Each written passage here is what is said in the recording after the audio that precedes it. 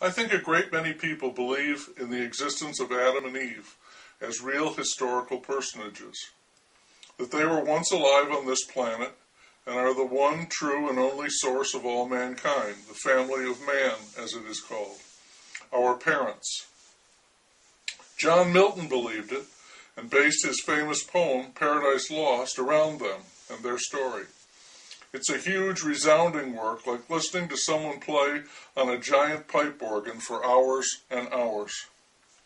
The Bible has two versions of the story in Genesis, which provides a scintillating source for interpretation and disagreement by people who consider themselves biblical scholars, something they can argue about endlessly.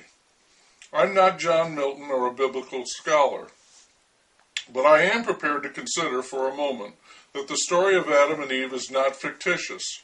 Rather, it was real. They are the first man and woman, the beginning of the human race, the font of history. Say it is true.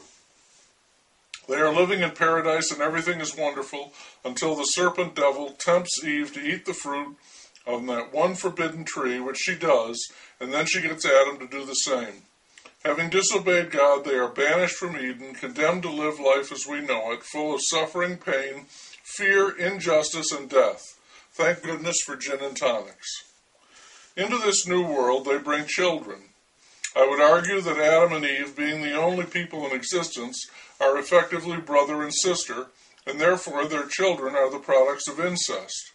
And the inbreeding continues because when the children of Adam and Eve grow up, the only available people for them to reproduce children with are their own siblings, and this is absolutely incest. I'm not sure what to make of this.